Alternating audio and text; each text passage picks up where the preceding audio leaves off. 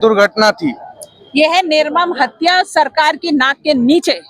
सरकारी पुलिस सुबह 6 बजे जब लोगों का पहला रोजा था, सहरी करके लोग अपने सोने की दोबारा तैयारी कर रहे थे, तो पुलिस के द्वारा 2 गाड़ियां भर के आई और एक गरीब परिवार के घर में घुस के एक महिला को हाथ से खींच के बाहर निकाला और छोटी बच्ची जो रजाई में थी उस पे चढ़ के एक गरीब आदमी को खींच के बाहर ला रही है और वो बच्ची का गुजर जाना, इससे ज्यादा दुखद घटना मुझे लगता है हो नहीं सकती है। सरकार को शर्म आनी चाहिए, मुख्यमंत्री जी को शर्म आनी चाहिए कि विधानसभा चल रही है और उनके पुलिसकर्मी इस तरह की वारदात हम गरीब लोगों के घर में कर रहे हैं। जवाहर सिंह बेगम बिल्कुल पास में रहते हैं हमारे इस मेवात के, और वो अभी तक नहीं आए हैं, विधायक भी नहीं आए हैं, तो क्या कहना चाहेंगी? देखिए, मैं क्या कहूंगी, उन्हें इंसानियत नाम की कोई चीज नहीं है, वो कोई फर्क नहीं पड़ता इस घटना से, कोई फर्क नहीं पड़ता उनको, और मुझे उम्मीद भी नहीं है वो आएंगे। बल्कि जवाहर मैडम जी को तो इस्तीफा दे देना चाहिए, उनकी पुलिस ने ये कार्यक्रम किया है। क्या मुआवजे की मांग भी करोगी आप न्याय के साथ?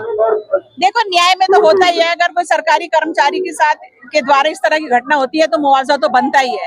जो जो भी न्याय में होगा वो सब होगा। ये थाना पूरा लाइन हाजिर होना चाहिए। एसपी को और डीएसपी आए, डीएसपी तक यहाँ नहीं आया एक बार जांच करने, तो मुझे लगता है इनका तो सोच ही गलत है। लेकिन हम इस बात का जन आंदोलन करेंगे, इस परिवार को न्याय दिला के रखेंगे, क्योंकि ये एक दिन की घटना नहीं है, आए दिन ये घटनाएं हो रही है। महिलाओं के साथ बदतमीजी कर देते हैं, कमरों में घुस जाते हैं, कई घटनाएं हो गई है। तो अब तो पानी सर से ऊपर निकल चुका है। हम इस सरकार को घेराव करेंगे और लोगों की लड़ाई और अधिकार की लड़ाई लड़ेंगे। परिवार के लोगों से जब मैं कल बात कर रहा था तो बता रहे थे कि जो 5 आरोपी बनाए गए हैं, पुलिस ने लाइन हाजिर किया है, उनमें से एक ही शामिल थे, जिनमें 4 तो निर्दोषों के नाम लिख दिए ताकि जो मुख्य आरोपी है उनको बचाया जा सके। देखिए, 2 गाड़ियां भर के आई हैं तो 10-15 पुलिस वाले आए हैं और उसमें से एक ड्राइवर भी था जो इस बीट का इंचार्ज है। जो नियम में है कि जो ड्राइवर होता है पुलिस का, कागजों में जो ड्राइवर की भर्ती लेके आया है वो बीट इंचार्ज नहीं हो सकता है, वो भी हुआ है इसमें। और एक भी महिला पुलिसकर्मी नहीं थी और ये घर में घुस गए और महिलाओं को हाथ लगा लिया, एक केस तो वो भी बनता है। उसके अलावा मैं कह रही हूँ पूरे थाने की उनके फोन लेके उनकी लोकेशन चेक करो, इतने बजे वो कहाँ थे, दूध का दूध पानी का पानी। हम किसी को गलत में नहीं फंसाना चाहते, लेकिन जो इसमें है वो बचने भी नहीं चाहिए, बिल्कुल न्याय संगत काम होना चाहिए। आप ये मुद्दा उठा रहे हैं, लेकिन जो OLX बाजी हो रही है उसके बारे में क्या कहेंगे? देखिए, जो काम गलत है वो गलत ही होता है। इस तरीके से साइबर क्राइम इज क्राइम, इसलिए यहाँ कांग्रेस के कार्यकाल में हमने यहाँ साइबर सेल भी खोला था ताकि इस तरह की जो घटनाएं उन पे पाबंदियां लगे। और हमारे द्वारा, प्रधान जी के द्वारा लोगों का मोबिलाइजेशन हो रहा है कि इस बुरे काम से बचो।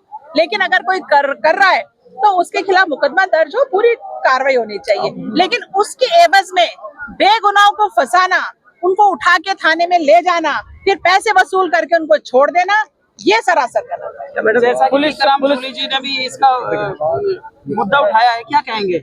बिल्कुल अच्छा मुद्दा उठाया, हमारे नेताजी ने विधानसभा में उठाया है, लेकिन मुझे लगता नहीं है इतनी सरकार की बेशर्मी है, इनके ऊपर कुछ होने वाला नहीं है। मुझे नहीं लगता है कार्रवाई करेंगे, इसको तो हमें आंदोलन बनाना पड़ेगा, क्योंकि आए दिन की घटनाएं हैं। ये तो एक घटना है, ऐसी अनेकों घटनाएं।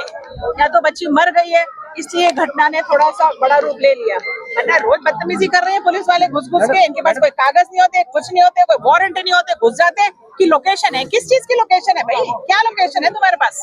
आपका मानना यह है कि करने आए हैं, आपका मानना यह है कि सर्व समाज के लोग इस कार्य को कर रहे हैं, OLX साइबर ठगी को, लेकिन एक समुदाय विशेष को या विशेष समाज के लोगों को इसका टारगेट बनाया जा रहा है? बिल्कुल सच्चाई है। तो जो क्राइम होता है वो सभी समाजों के द्वारा होता है, ये तो नहीं कि एक समाज एक क्राइम करता है, सभी समाजों के द्वारा होता है।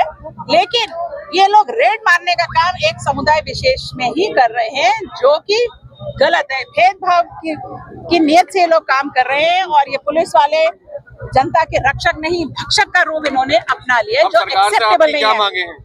हमारी सरकार से ये मांग है कि ये जो नौगावा थाना है, संबंधपुर चौकी है, इन लोगों ने पूरा एक गैंग बना रखा है, रोज माल कमाने का इनका एक जरिया बन गया है इनके, तो इनको तो लाइन हाजिर करना ही चाहिए। प्लस एसपी साहब इसकी बड़ी कमेटी बनाई है, सीआई को दे दिए कमेटी। सीआई से क्या होगा?